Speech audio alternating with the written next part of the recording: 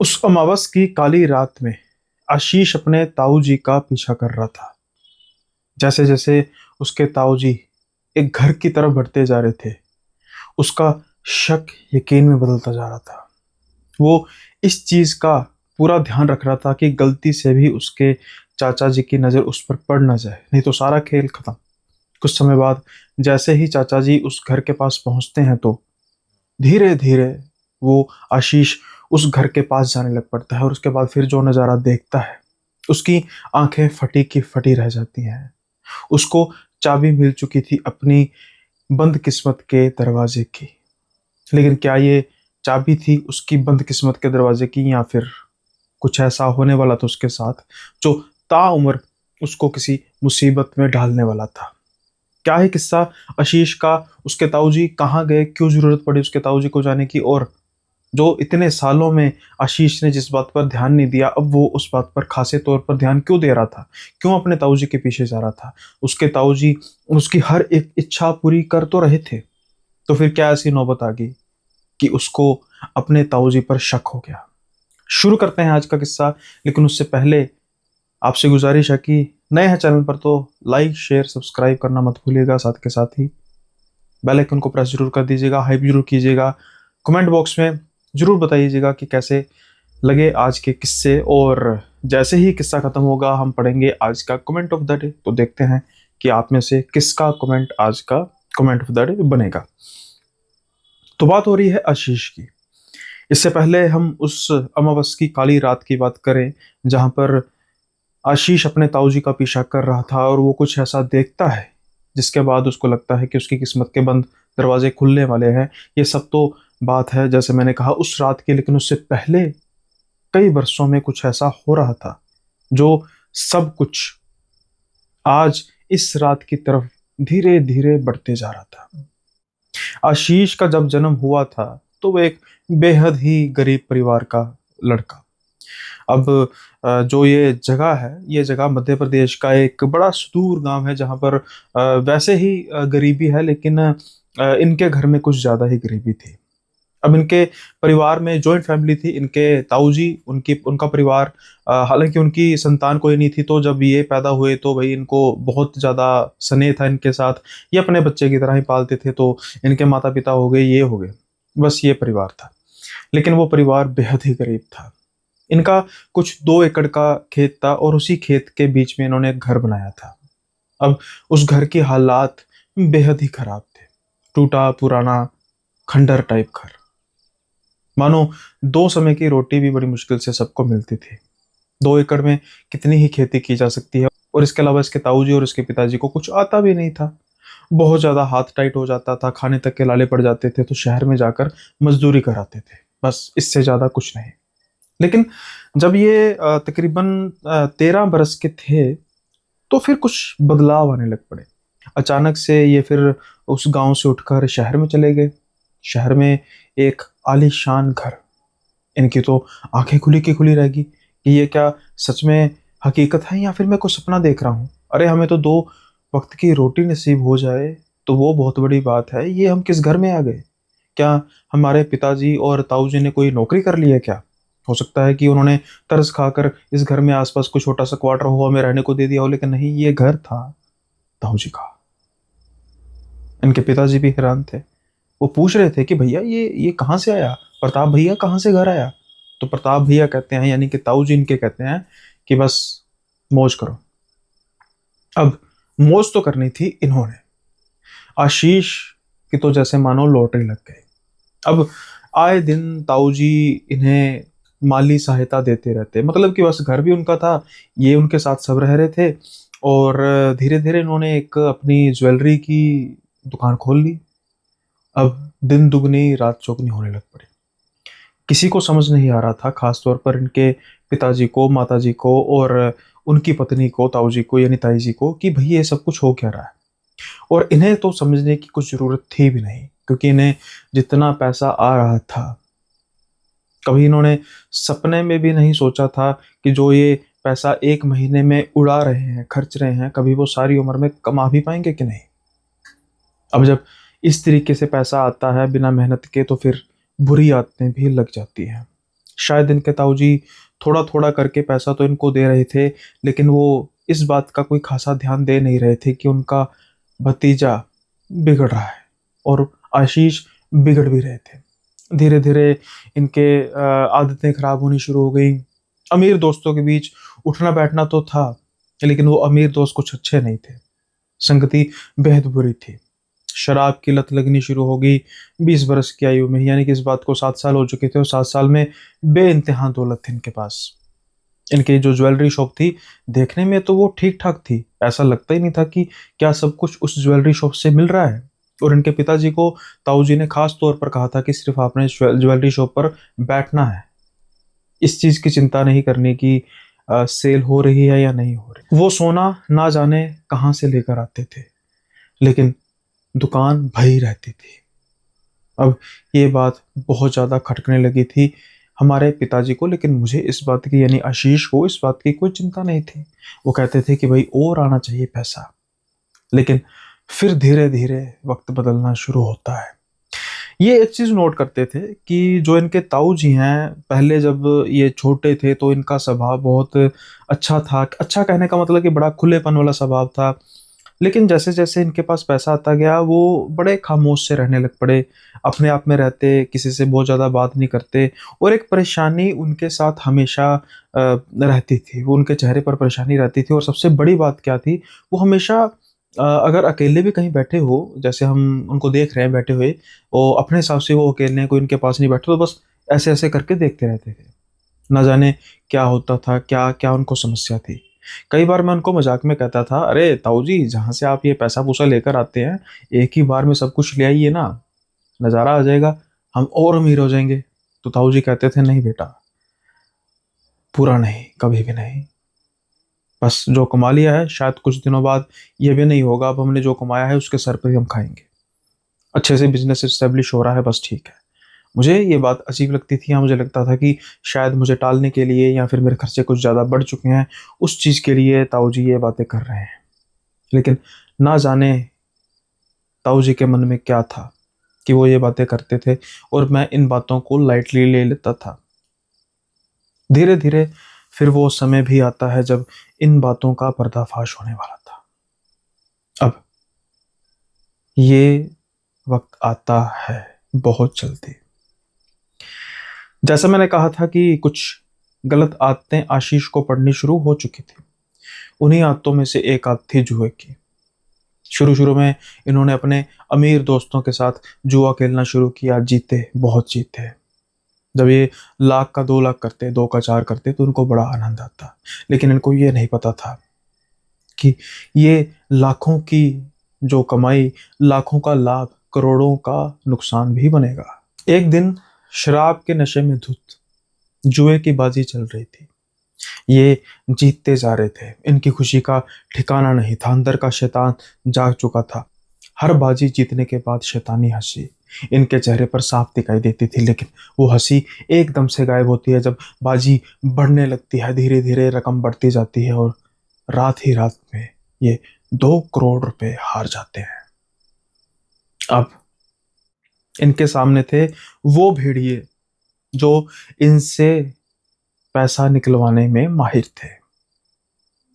जो भी हारता था वो तो पैसा आराम से निकलवा ही लेते थे। ये बात का आशीष को भी पता था। जब आशीष की शराब उतरती है, होश में आता है, तो होश के नाखून लेने में काफी समय हो जाता है। अपना सर पकड़ लेते हैं। 2 करोड़, अरे इससे तो मैं 10% भी नहीं कभी जीता, इतना हार गया, कैसे दूंगा।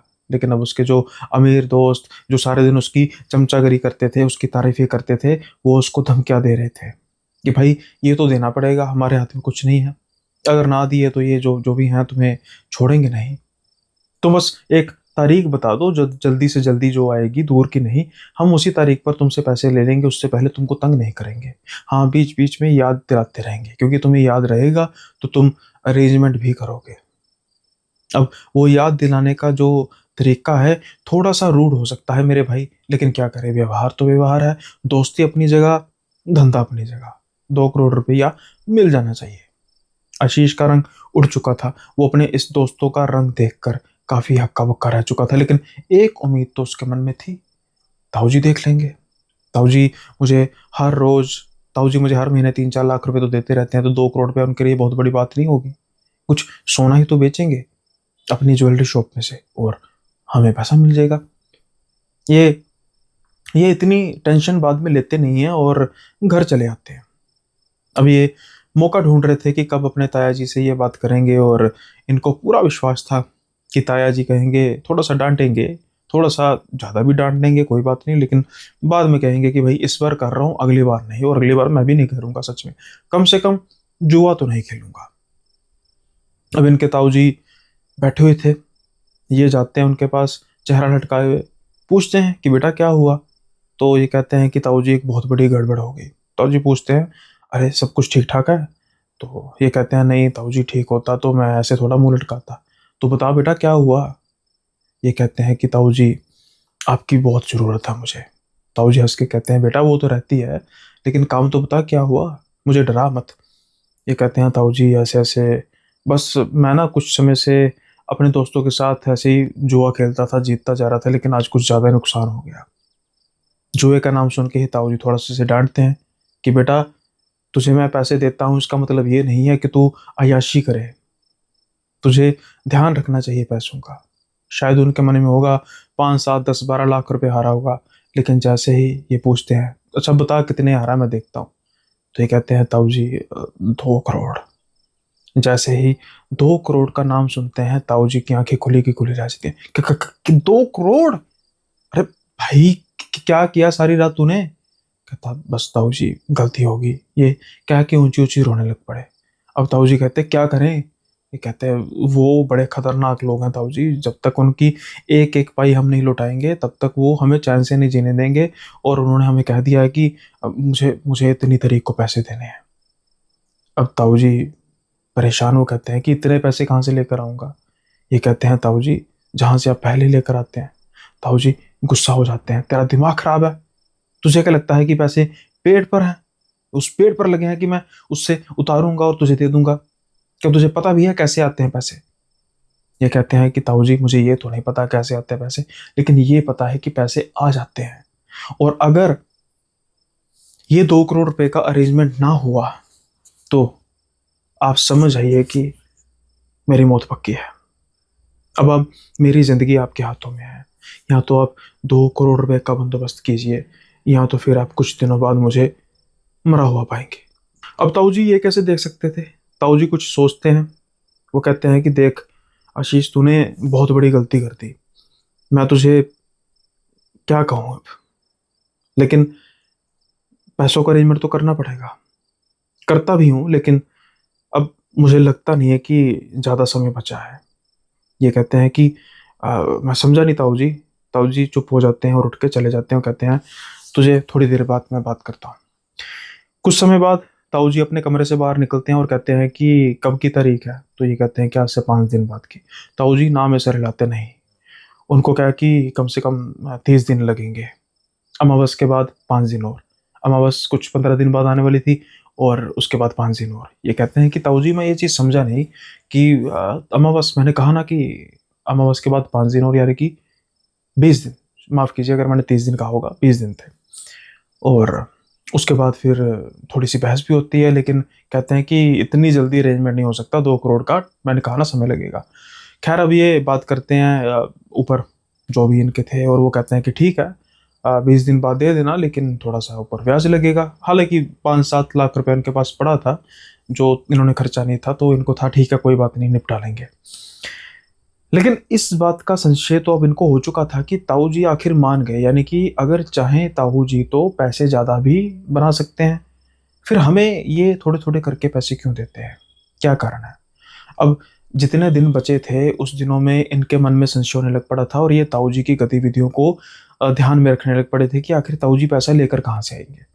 ये सारे दिन किसी न किसी बहाने से ताऊ जी पर नज़र रखते, लेकिन कुछ भी ऐसा सस्पिशियस नहीं था। वो अपनी दुकान में जाते, दिनचर्या जो भी काम करते, और रात को वापस आ जाते। हाँ उनके मन में, उनके चेहरे पर शिकन कुछ ज़्यादा बढ़ चुकी थी। अब आती है अमावस की रात। आज के दिन का इनको खासे तौर पर ध्यान था, क्योंकि ताऊ जी ने शायद गलती से ये बात 3-4 बार दोहरा दी थी कि मैं बस की रहा था, मैं बस की रहा था। तो आज इनको था कि कुछ ना कुछ आज जरूर होगा, आज कहीं ना कहीं ये जाएंगे। अब ये देखते हैं कि इनके ताऊ जी साइकिल पकड़ते हैं। साइकिल नॉर्मल जो ये जॉगिंग वगैरह होता है, इनको बड़ी हैरानी होती है कि भाई साइकिल पकड़ा, ये कहाँ जाने लगे हैं। अब ये धीरे धीरे इनका पीछा करना शुरू करते हैं। घर में एक और साइकिल था, कुछ ही देर में ये भी साइकिल पकड़ते हैं और बड़ी डिस्टेंस से ये पीछे पीछे जाना शुरू कर देते हैं। थोड़ी देर बाद ये जो साइकिल लेकर शहर से बाहर की ओर जाते हैं। ये भी डिस्टेंस से शहर की बाहर की ओर जाते जा रहे थे। ना जाने मानो जैसे इन्हें पहले ही पता था कि ताऊ जी कहाँ जा रहे हैं, क्योंकि ये रास्ता सीधे उनके उस घर में जा रहा था जहाँ पर कभी ये रहते थे, उस खेतों में जहाँ पर कभी इनका घर हुआ करता था। इसलिए डिस्टेंस रखने में भी इनको कोई किसी तरीके की दिक्कत नहीं आ रही थी, क्योंकि इनको ये शायद लग रहा था कि हाँ ये वहीं पर जा रहे थे और वो जा भी वहीं पर रहे थे। अमावस के अंधेरे की आड़ में इन्होंने अपने ताऊ को शक नहीं होने दिया और दूर से देख रहे थे कि जब इनके ताऊ जी साइकिल रोकते हैं और धीरे से उस घर में चले जाते हैं। अब ये भी दबे पांव उस घर की तरफ जाए जा रहे थे। गहरा सन्नाटा, बिल्कुल अंधेरी रात। ताऊ जी के फोन की टॉर्च की रोशनी बस, इनके पास तो वो भी नहीं थी, अगर करते तो फंस जाते। अब ये क्या देखते हैं कि ताऊ जी के हाथ में एक हथौड़ा होता है। अब वो हथौड़े से जमीन को मारना लग पड़ते हैं। ये वही कमरा था जहां पर कभी ताऊ जी रहा करते थे। अब ताऊ जी थोड़ी देर तक खर्चों से, कहियों से उसको जमीन को पाटते हैं और उसके बाद फिर कुछ समय बाद उस मिट्टी को पीछे करते हैं और एक दरवाजे को ऐसे खोलते हैं। ये क्या, बेसमेंट, तहखाना, हमारे घर में, हमें पता तक नहीं था। इसका मतलब है कि ताऊ जी को खजाना मिला है। इनको अपनी किस्मत के बंद दरवाजे की चाबी मिल चुकी थी। कब तक ये ताऊ जी पर आश्रित रहते। इनकी आंखों में एक अजब सी चमक थी, यानी कुछ तो था इस घर में, खजाना ही होगा। तभी तो ताऊ जी ने सोने की दुकान डाली, किसी को शक भी ना पड़े। और बाकी देखते हैं यहाँ पर है क्या। मन में शैतान आ चुका था कि मैं अभी जाकर इसको देखता हूँ, लेकिन ताऊ जी को क्या कहूंगा। अगर ताऊ जी ने विरोध किया तो मैं अपने ताऊ को मारूंगा थोड़ा। नहीं नहीं नहीं, रास्ते का तो मुझे पता लगी, जगह है, हमारा घर का रास्ता ही है, जगह का भी पता लग चुका है। आराम से यहाँ पर खिसकते हैं यहाँ से, और उसके बाद फिर ताऊ जी को एक बार पैसों का अरेंजमेंट होने दो, करने देते हैं। उसके बाद फिर जब बाद में देखेंगे कि क्या है यहाँ पर, कितना खजाना है यहाँ पर। ताऊ जी को क्या पता लगेगा कि किसने इस खजाने पर सेंध मारी है, कोई और भी तो हो सकता है। ये सोच के बस ये धीरे से साइकिल पकड़ते हैं और चल पड़ते हैं। अब सारी रात इनको पहले तो नींद नहीं आई, खुशी में कि भाई पहले तो हम अमीर थे, यानी कि सारा परिवार अमीर था, मैं अमीर होऊंगा खासे तौर पर, जुआ जीतूंगा, ये जो 2 करोड़ हारे हैं ना, इसका मैं 20 करोड़ बनाऊंगा। विचार काफी आ रहे थे। सुबह के 5 बजे होंगे, इनको नींद आ गई। लेकिन जब इनकी जाग खुलती है, उसके बाद का जो नज़ारा होता है वो कुछ अच्छा नहीं होता, क्योंकि इनकी जाग खुलती है इनके पिताजी के बार बार हिलाने से। इनके पिताजी काफ़ी परेशान थे और कह रहे थे जल्दी से उठ, थाने चलना है। कहते क्या हुआ, क्या हुआ। बहुत गजब हो गया बेटा। ये डर चुके थे। ये कहते क्या हुआ प्रताप भैया। अरे क्या क्या, क्या हुआ ताऊ जी को। अरे क्या हुआ नहीं, ये पूछ क्या कर दिया उन्होंने। ये कहते क्या कर दिया, तू चल तो सही मेरे साथ। अब ये उठते, अरे बताओ तो सही मुझे क्या हुआ। पुलिस खड़ी थी, वो इनको दुआ सलाम करती है। अब थोड़ी सी शहर में अच्छी जान पहचान थी, पैसे वाले भी बड़े थे, तो कुछ ऐसा था नहीं कि कुछ बदतमीजी वाला। ये कहते हैं हमारे साथ चलिए।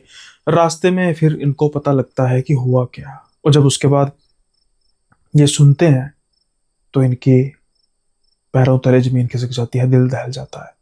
ये कहते हैं कि आपके ताऊजी ने एक आदमी का मर्डर कर दिया। ये बहुत ज्यादा हैरान हो जाते हैं कि क्या मर्डर कर दिया। और उससे भी बड़ी बात, ये उसका मांस भून कर खाने लगे थे। ये तो किसी ने देख लिया था इससे पहले कि ये काम करने लगते, पुलिस आकर उनका पकड़ लेती है। अरे भाई वो तो पूरे शैतान बने हुए हैं, क्या हो गया, कौन सा ड्रग्स लेते हैं। ये कहते हैं हाँ मुझे नहीं पता, और ये मांस खाने वाली बात, हाँ भाई कभी आप बताओ कुछ ऐसा है। अब भाई साहब आप बताओ, कुछ प्रताप भाई ऐसा करते हैं? ये भी देख रहे थे अपने पिता की ओर, पिता भी इनकी तरफ देख रहे थे, नहीं नहीं, अरे हम तो प्योर वेजिटेरियन है, हमने तो कभी मांस को हाथ तक नहीं लगाया, और इंसान का मांस, नहीं नहीं नहीं, आपको गलतफहमी हो गई है, किसी ने आपको गलत जानकारी दी है, सच में वो प्रताप भैया है। अरे प्रताप भैया को कौन नहीं जानता, ऐसी कैसी बात कर रहे हो आप? अभी तो वो प्रताप भैया हैं, इसलिए हमने उनको हिफाजत से रखा हुआ है, और बात कोई बहुत फैलने नहीं दी, इसलिए आपको लेने आए हैं कि पहले हम आपस में सारी बात कर लेंगे कि क्या ये सब कुछ चल रहा है, उसके बाद ही फिर हम बात में करेंगे। और अभी तो जिसकी मौत हुई उसकी कुछ शिनाख्त भी नहीं हुई, पता नहीं वो कैसे लोग होंगे। इनका सर फटे जा रहा था। रात ही रात में क्या से क्या हो गया। पहले तो इनको ये बात की दिक्कत थी कि 5 दिन बाद जो मैंने भुगतान करना है 2 करोड़ का, उसका क्या होगा। और अब तो ताया जी फंस चुके हैं। लेकिन जब पुलिस स्टेशन जाते हैं तो एक कमरे से ऊंची ऊंची आवाजें आ रही थी, छोड़ दो मुझे, भूख लगी है मुझे, खाना दो मुझे, अरे मेरा खाना वहीं पर पड़ा हुआ है, वो तो लेकर आओ। आवाज आसानी से जानी पहचानी लग रही थी, जो इनके ताऊ जी की थी। ये देखते हैं, इनको हवालात में क्यों नहीं बंद किया? तो जो पुलिस एसएचओ जो भी हो, उस पर, अरे सर हवालात में, अरे कमरे में मुश्किल से बंद करके, वो देखो बाहर ताले लगाए हैं, और ये दरवाजा भी लोहे का है, इसलिए बचा हुआ, लकड़ का होता तो उठ जाता। क्या पता नहीं कौन सा शैतान आ गया आपके ताया जी के अंदर, ये प्रताप भाई ही है ना? अरे सच बताओ, अंदर की बात है, पुलिस वाली वैसे तो इन बातों को मानती नहीं, कुछ चक्कर चुक्कर तो नहीं है कोई प्रेत बाधा का? हकीकत है। इनके पिताजी कहते हैं, अरे सर कैसी बात कर रहे हैं, आपको भी तो पता है, हम तो क्या क्या, प्रताप भाई के बारे में आप जानते तो है सब कुछ, ऐसा आप सोच सकते हैं क्या? अब वो इंस्पेक्टर कहते हैं कि आपके सामने ही है, हमारी बात करा सकते हैं, जो इस हालात में है, आपको लग रहा है कि क्या इस हालात में आप बात करेंगे? थोड़ा सा इनको शांत होने दीजिए। अब 2 तरीके की चिंताएं थी, ये यूं कहें कि 3 तरीके की चिंता है। पहली चिंता कि 2 करोड़, दूसरी चिंता ताऊ जी फंस चुके हैं मर्डर में, लंबा अंदर जाएंगे, तीसरी चिंता जो भी पैसा आता था ताऊ जी की तरफ से ही आता था, लेकिन एक रिलैक्सेशन थी भी कि उस पैसे के, उस खजाने के रास्ते का पता तो इनको लग गया था, लेकिन फिर भी कुछ चीजें पता करनी बाकी थी। अब ये घर चले जाते हैं, घर का माहौल नेचुरली तौर पर खराब होना था। शाम के समय में इंस्पेक्टर का फोन आता है कि अब आपके ताऊ जी कुछ शांत हैं और आप उनसे मिल सकते हैं। जब ये उस कमरे में जाते हैं तो देखते हैं कि ताऊ जी को बेड़ियों से बांधा गया था, जो कि पुलिस वालों ने बताया था कि बड़ी मुश्किल से, हमें मजबूरी में बांधना पड़ा। ये देख रहे हैं कि ताऊ जी इनको बड़े अजीब से तरीके से देख के हंस रहे थे। पहले कभी भी ताऊ जी ने इनको ऐसे देखा नहीं था, और ये देखकर कहते हैं कि पता लग गया, देख लिया मुझे खजाना निकालते।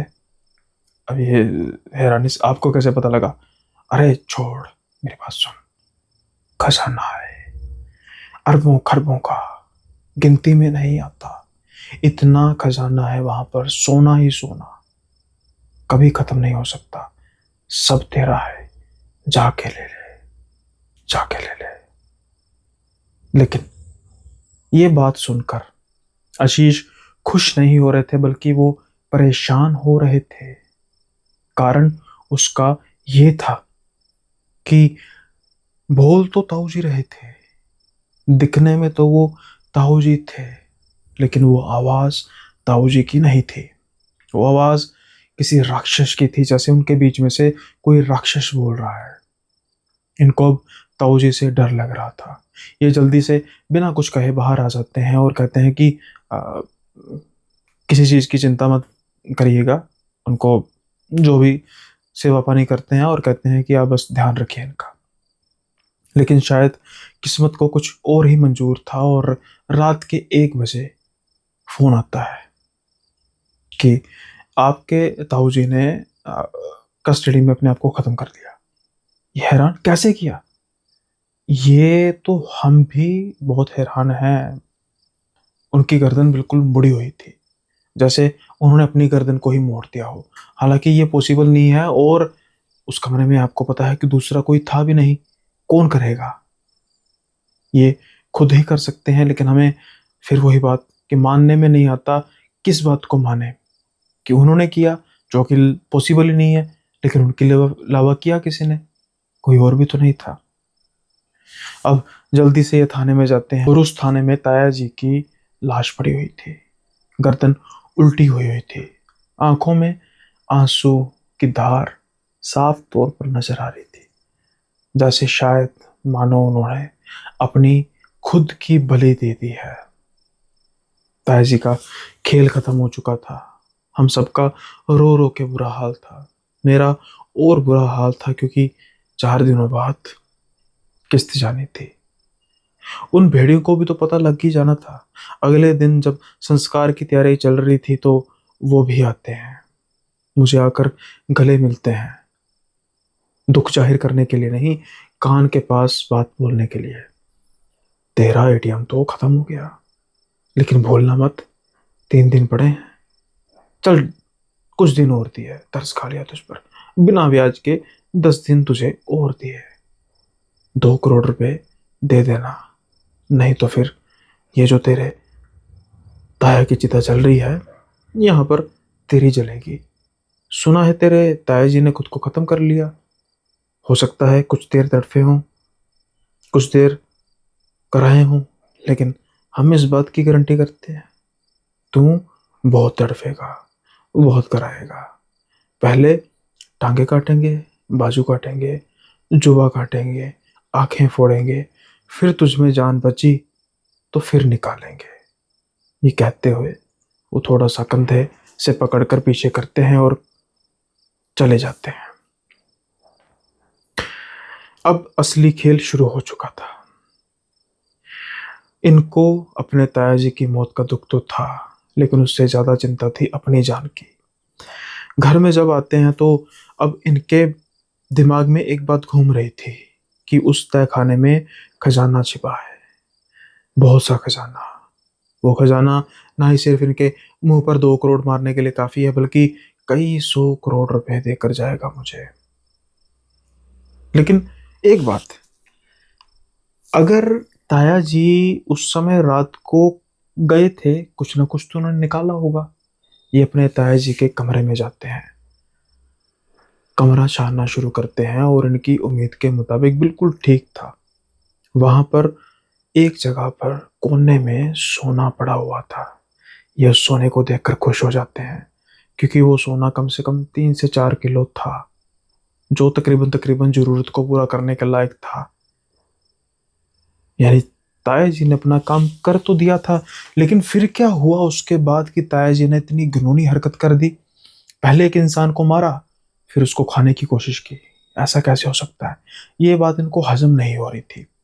इसलिए ये ताया जी की चीजों की तलाशी लेना शुरू करते हैं। और जब तलाशी लेना शुरू करते हैं तो फिर इनको एक डायरी मिलती है। वो डायरी इस तरीके से छुपा कर रखी गई थी जैसे मानो कि ताया जी ही खुद उसको पढ़ना चाहते थे, ताया जी ही खुद उसके बारे में सिर्फ जानना चाहते थे। या फिर यूं कहें कि उस हालात में ये डायरी किसी को मिले जब ताया जी खुद ना हो। अब ये डायरी खोलते हैं। डायरी खोलने के बाद ये उसकी चीज़ों को पढ़ना शुरू करते हैं, और जैसे जैसे वो उसको पढ़ते जा रहे थे वैसे वैसे इनके रोंगटे खड़े होते जा रहे थे। क्योंकि जो कुछ वो ताया जी, यहाँ ताया जी के अंदर जो भी वो चीज़ थी वो बोल रही थी, इस डायरी में इससे उलट लिखा हुआ था। अब ये डायरी पढ़ना शुरू करते हैं। इनको इस चीज़ की रिलैक्सेशन मिल चुकी थी कि पैसों का बंदोबस्त तो हो चुका है, ये अब मेरी चिंता का विषय नहीं है। लेकिन अब मैं पढ़ता हूँ वो चीज़ जो इस डायरी के अंदर लिखी हुई है। अब ध्यान से पढ़ना शुरू करते हैं। जैसे मैंने कहा कि बिल्कुल उलट लिखी हुई थी, जो इनकी चिंताओं को बढ़ाना शुरू कर चुकी थी। पता लगता है कि कैसे ताया जी को पता लगा कि ये खजाना है, कैसे कैसे इसका इस्तेमाल करते हैं, क्यों वो ताया जी पैसा कम निकालते थे, सब कुछ। अब डायरी में जो लिखा था वो कहते हैं कि जब इस घर में वो रह रहे थे तो कुछ समय बाद इनको जमीन के नीचे से कुछ आवाजें आती थी। ताया जी को लगता था कि शायद कुछ आसपास कंस्ट्रक्शन हो रही होगी और उसी की कुछ वाइब्रेशन होगी। लेकिन कुछ समय बाद वो जमीन से आवाजें ज्यादा आनी शुरू हो गई। अब ताया जी इंतजार करने लग पड़े किसी उस दिन का जब घर में कोई भी ना हो, और हो सकता है कि 1-2 दिन आना भी ना हो। अब इनके जो घर है उसकी ज़मीन भी कच्ची थी, कोई फर्श नहीं पड़ा हुआ था। इसलिए उसको खोदने में और दोबारा से भरने में कोई कठिनाई नहीं होने वाली थी। फिर किसी के विवाह होता है और ताया जी मना कर देते हैं जाने में और कहते हैं कि मैं घर पे ही रहूँगा।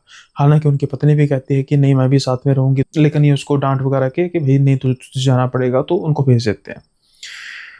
अब डायरी में जो कुछ लिखा हुआ है बात उसकी हो रही है कि ये उस ज़मीन को खोदना शुरू करते हैं और उस ज़मीन के अंदर इनको एक लोहे का दरवाज़ा नज़र आता है। जैसे ही उस दरवाज़े को खोलते हैं, उस दरवाज़े के अंदर जाना शुरू करते हैं और जैसे ही टॉर्च मारते हैं, उस गहरे तहखानों के बीच में, वो छोटी-छोटी गुफाएँ नहीं थी, बल्कि उस छोटे से घर के अंदर उस ज़मीन के काफ़ी फुट नीचे बड़े-बड़े कमरे, बेहद पुराने, बेहद पुराने लेकिन बहुत बड़े-बड़े कमरे, और उसके अंदर था खजाना, बेशुमार खजाना, सोना ही सोना। मानो जैसे किसी ज़माने में किसी राजा ने इस जगह पर उस सोने को छुपाया, फिर ना राजा रहा और ना ही इस खजाने का राज किसी को पता लग पाया। इसके ताया जी खुश होना शुरू हो जाते हैं। उनकी खुशी की कोई सीमा नहीं रहती, लेकिन कहते हैं कि गरीबी होने के बावजूद कई बार इंसान का जो दिल होता है वो भूखा नहीं होता।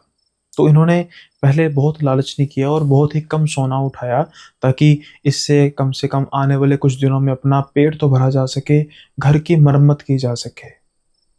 लेकिन जब वो सोना उठाकर बेचते हैं, कुछ सिलसिला उनके साथ शुरू हो जाता है।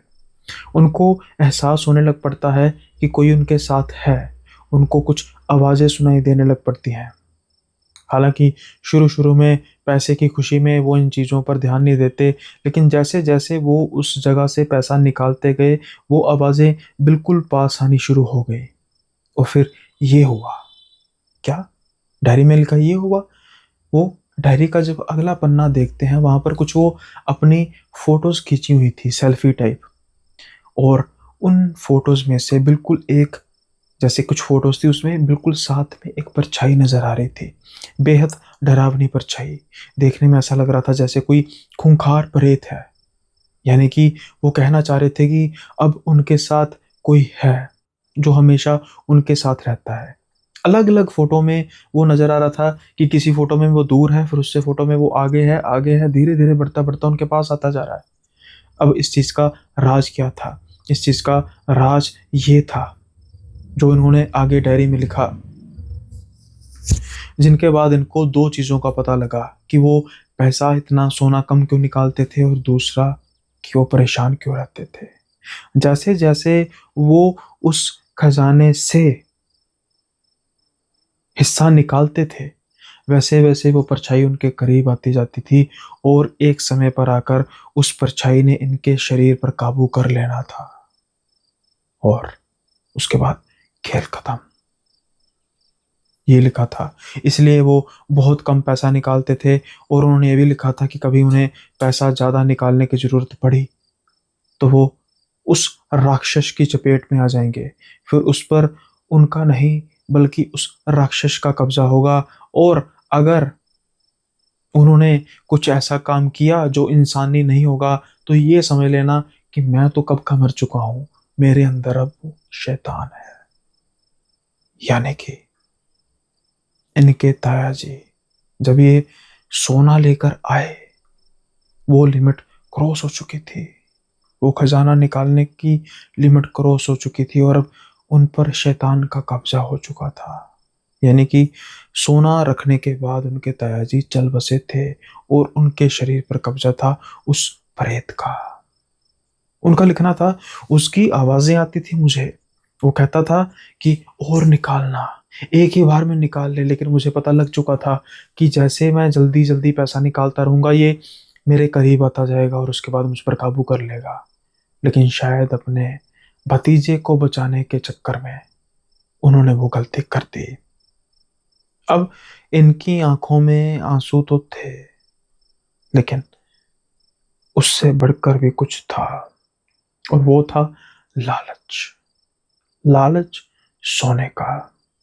क्योंकि डायरी पढ़ने के बाद वो एक चीज़ समझ चुके थे कि निकालना है, कम निकालना है। आज इस बात को 8-9 साल हो चुके हैं। 8-9 साल तक हमने जितनी ऐश की, जितना ये सब कुछ बनाया, ये ताऊ जी की वजह से तो बनाया। मैं भी 7-8 साल पैसा निकालूँगा और फिर उसके बाद इतना बिज़नेस अपना एस्टेब्लिश कर लूँगा कि उसके बाद जब मुझे वो परछाई साथ आती नज़र आएगी तो मैं उसको चकमा देकर वहाँ से खजाना निकालना बंद कर दूँगा। ये इनकी सोच थी। लालच इन पर हावी हो चुका था। ये उस डायरी को बंद करते हैं, सोने को दुकान में लेकर जाते हैं, जैसे-तैसे एडजस्ट करते हैं। हाँ, क्योंकि एक चीज़ का बंदिश थी कि जो सोना निकालना है वो सिर्फ़ और सिर्फ़ अमावस्या को ही निकालना है। ये भी कारण था कि इनके ताऊजी ने अमावस की बात की थी। अब जब ये सब कुछ होता है उसके बाद ये धीरे-धीरे करके उसका पैसा उतार देते हैं और अगली अमावस का इंतज़ार करते हैं और जब वो उस खजाने के अंदर जाते हैं, उस तहखाने के अंदर जाते हैं, वहाँ का सोना बेशुमार सोना देखकर ये दंग के दंग रह जाते हैं। लेकिन इनको इस बात का पता था कि मैंने उस सोने को कम निकालना है। ये उस सोने को कम निकालते हैं, जैसे ही निकाल के अगले दिन आते हैं तो बस वो आवाज़ आनी शुरू हो जाती है, "पूरा निकाल, सारे का सारा तेरा है, किसका इंतज़ार कर रहा है?" लेकिन ये समझ चुके थे कि भाई ये मुझ पर हावी होगा, ये मुझे लालच देगा, मैंने लालच नहीं निकालना, मैंने लालच बिल्कुल नहीं करना। मैं धीरे-धीरे करके उस सोने को निकालूँगा। ये वैसे ही करता जा रहे थे। कुछ सालों में ये बहुत ज़्यादा अमीर हो चुके थे लेकिन अब इनकी ज़िंदगी भी लगभग-लगभग वैसी ही बन चुकी थी, जैसी इनके ताऊजी की थी। वो आवाज़ पहले बड़ी दूर से आती, अब इन्हें हर वक़्त इस बात का एहसास होता था कि इनके आस-पास कोई है और वो आवाज़ें दिन-ब-दिन बढ़ती जा रही थी जैसे-जैसे उस पैसे का खर्च करते थे। ये इस बात पर गौर करते थे कि जितना पैसा ये खुद खर्चते हैं, वो आवाज़ें और पास आती हैं और जितना पैसा ये दूसरों को खर्चने पर देते हैं, वो आवाज़ें कम होती हैं। तो इसलिए ये जो भी लेते गाड़ी, बंगला, जो भी या तो अपने माँ-पिता या फिर जो उनकी बाद में शादी हुई थी अपनी पत्नी के नाम पर लेते। जो भी इन्होंने बिज़नेस किया कभी अपने नाम पर शुरू नहीं किया। लेकिन जब भी ये अपने पर खर्च करते, शराब पीते, गाड़ियाँ खरीदते तब तब इन पर वो चीज़ ज़्यादा ही हावी होती। एक दिन शायद इनको छल का निशाना बनना पड़ा। ये जब खजाना निकालने गए, अचानक से इनका ध्यान बिल्कुल खजाने के पीछे पड़े एक संदूक में पड़ा। ये देखते हैं कि इस संदूक में भी सोना ही होगा लेकिन देखता हूँ कैसा सोना होगा। ये उस खजाने को पीछे करके देखते हैं, उस संदूक को निकालते हैं बाहर और जैसे ही देखते हैं कि आँखें चकाचौंध हो जाती हैं। ये क्या? पैसा? ये कहाँ से आ गया? अरे! इतनी पुरानी जगह पे 500 के नोट, 1000 के नोट, क्योंकि बात नोटबंदी से पहले की हो रही है। यानी कि ये सब मायाजाल है, ये माया है। यहाँ पर पैसा कभी खत्म नहीं हो सकता। अब ये कुछ पैसा निकाल लेते हैं। उस संदूक को थोड़ा-सा खाली करते हैं और वापिस आते हैं। जब वो अगली अमावस में जाते हैं तो वो संदूक फिर से पूरा भरा होता है। इनकी आँखें चुंधिया जाती हैं। अरे भाई! ये तो लॉटरी लग गई। मतलब कि जितना भी पैसा मैं इससे निकालूँगा, ये फिर से भर जाएगा और मेरी एक और परेशानी खत्म होगी कि मैं खज़ाना धीरे-धीरे निकालता था, ताकि किसी को शक ना हो। उस लालच में ये भूल गए कि धीरे-धीरे निकालने का कारण एक और भी था। आज ये पैसा जितना हो सकता है निकालते हैं और जैसे ही ये जाने लगते हैं, अचानक से इनके सामने वही प्रेत खड़ा होता है और कहता है कि तुम्हारी सीमा खत्म। हंसता है, इनके शरीर से अचानक रूह निकलती है। ये अपने शरीर को नीचे गिरते देखते हैं।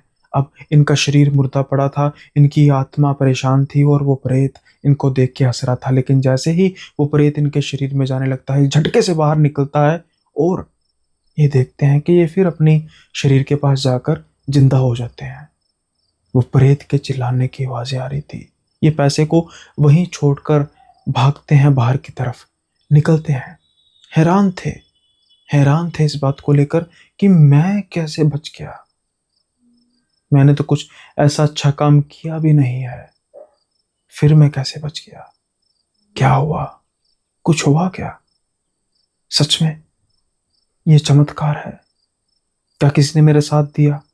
कैसे बच गया? ये बात इनको समझ नहीं आ रही थी, लेकिन इन्होंने एक बात का निश्चय कर लिया था कि ये अब एक साथ पैसा नहीं निकालेंगे। वो प्रेत इतना पास आ चुका है, उसने एक कोशिश की है, किसी वजह से वो कोशिश में नाकाम हो चुका है, लेकिन अभी तक इन्हें भी नहीं पता था कि वो नाकामी की वजह क्या है। लेकिन जब ये घर पहुंचे और अचानक से इनका ध्यान अपनी कलाई की तरफ जाता है। ये किसने बांधा? ये मोली किसने बांधी?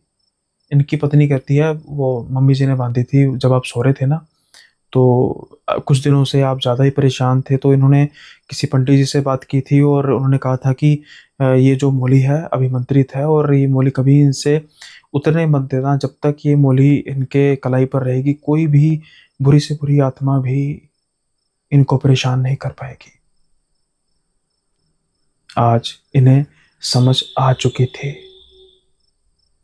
कि कहीं ना कहीं, कभी ना कभी इन्होंने कुछ कर्म तो किए होंगे, क्योंकि इस लेवल पर ये सो रहे थे और कहाँ पर जाकर इनकी मदद होगी। इनकी माँ ने मदद कर दी, उसी मोले की वजह से वो शैतान इनके शरीर पर कब्जा नहीं कर सका। इनकी माँ इनकी परेशानी तो देखती थी, लेकिन चुप रहती थी, डरती थी इनके स्वभाव से। लेकिन आज इनको रोना आ रहा था, इसके बावजूद भी इनकी माँ ने फर्ज निभाया और उसी की वजह से वो प्रेत अपनी मंसूबों में कामयाब नहीं हो सका और इनका शरीर इनका ही रह गया। वरना आज इनकी आत्मा भटक रही होती और इनके शरीर में एक प्रेत होता और वो प्रेत शिकार करता इंसानों का, ना जाने इनके परिवार का ही। अब ये वो पॉइंट था जहां पर इनको अपनी सारी बुरी हरकतों का, बुरे कर्मों का एक तरह का विजन हुआ और ये सब इन्होंने डिसाइड किया ये सब कुछ छोड़ेंगे। और इन्होंने कुछ सोचा कि उस खजाने का क्या किया जा सकता है।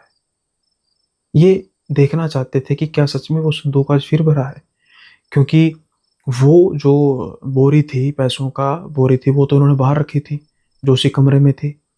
अब जब अमावस्या आती है तो जब जाते हैं, आज वो उस मिट्टी को खोदे जा रहे थे, कई फुट तक खोद दिया, लेकिन वहां पर कोई भी दरवाजा नहीं था।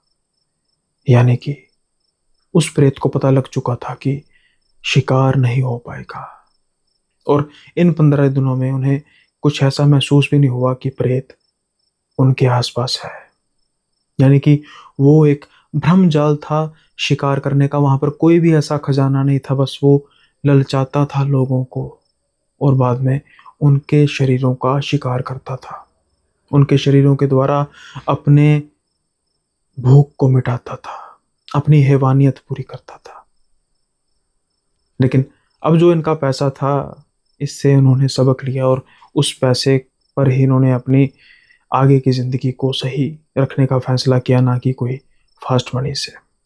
क्योंकि इनको अकल आ चुकी थी अपने ताया जी के अंजाम को देखकर और अपने साथ जो अंजाम होते होते रह गया उसको देखकर। और वो शैतान जिसका चेहरा, जिसका भयानक चेहरा ये कभी भूल नहीं सकते।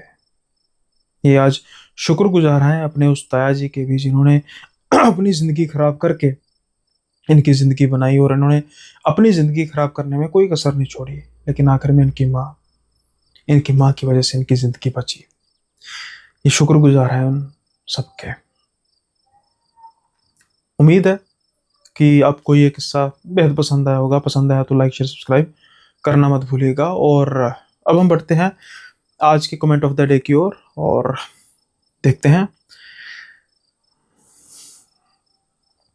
आज का कमेंट ऑफ द डे है रोहित एम तिवारी जी का, और ये कह रहे हैं कि भाई जी कोई स्टोरीज की सीरीज प्लान करो या किसी एक करेक्टर जैसे आप अपनी इमेजिनेशन से बनाओ, जैसे कोई वेम्पायर, पिशाच या और कोई ऐसा कुछ अलग से लेकर स्टोरीज बनाओ। आपने हजारों स्टोरीज सुनी होंगी अब तक, तो आपके लिए ये सब क्रिएट करना इजी होगा। डेली एपिसोड्स को ऐसे ही अपलोड किया करें, डेली ऑडियंस से अलग ऑडियंस भी अट्रैक्ट होगी। हम सब तो हैं ही यहाँ डेली व्यूअर्स। रोहित भाई, आपने मेरे मन की बात छीन ली, क्योंकि जैसे आप मेरे रेगुलर व्यूअर हैं तो आपको पता ही होगा कि मैंने पिछली कुछ वीडियोस में कहा है कि काफ़ी कुछ चीज़ों को लेकर प्लान चल रहा है, उसी का हिस्सा ये है। आपने देखा होगा कि कुछ ही 15-20 दिन पहले मेरा एक जो एपिसोड था वो सुबह के समय में अपलोड हुआ था, 11 बजे के आसपास। तो वो एक टेस्टिंग थी एक तरह की, कि अगर मैं दिन के समय में भी स्टोरी कोई अपलोड करूं तो उसमें क्या व्यूअरशिप जाएगी, जो कि बराबर थी, लगभग लगभग। तो बस यही प्लान चल रहा है कि 3 या 4 दिन में एक बार दिन के समय में एक अलग से एपिसोड हुआ करेगा, जो किसी एंटिटी को लेकर होगा और एंटिटी का किस्सा होगा, वो एपिसोड्स की श्रेणी में नहीं आएगा। ये चल रहा है, लेकिन अभी ना थोड़ा सा मैं आपको बता देता हूँ कि किन वजहों की वजह से ये चीज़ अभी एग्जीक्यूट नहीं हो पा रही। मैंने जैसे कहा था कि मेरी कोशिश है कि आप सबको एक स्टोरी टेलिंग का इकोसिस्टम देने की।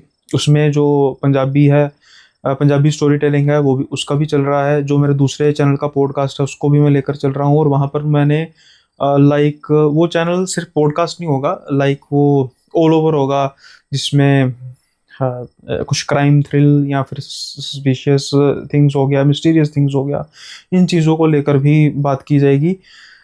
तो धीरे धीरे मैं एक सारा सिस्टम क्रिएट कर रहा हूँ। उसके लिए ना ये सारी चीज़ें अकेले नहीं हो पाएंगी, इसके लिए फिर टीम क्रिएट करनी पड़ेगी, और मैं ऐसे लोगों को और ऐसे क्रिएटर्स के साथ कोलैबोरेशन करने के बारे में सारा प्लानिंग कर रहा हूँ। तो आपको ये जो जो आपका सुजेशन है, ऑलरेडी इस पर काम हो रहा है। That's why this is the comment of the day, क्योंकि शायद आपको मेरे स्टाइल का पता लग चुका है कि मैं क्या कर सकता हूँ। तो ये चल रहा है रोहित भाई, पहले चल रहा है। हो सकता है कुछ दिनों में आपको या कुछ हफ्तों में आपको ये चीज़ देखने को मिले, लेकिन वो जो एपिसोड हुआ करेगा वो दिन के समय में अपलोड हुआ करेगा। तो अभी मैं बस डेज की बात सोच रहा हूँ कि जैसे अपने दूसरे चैनल पर भी एक डे का रखूँ, ताकि एकदम से बहुत सारा कंटेंट ना हो जाए। आप समझ रहे हैं ना, मैं कहने की कोशिश कर रहा हूँ कि भाई कंटेंट ही कंटेंट हो जाए और कोई देखे ना।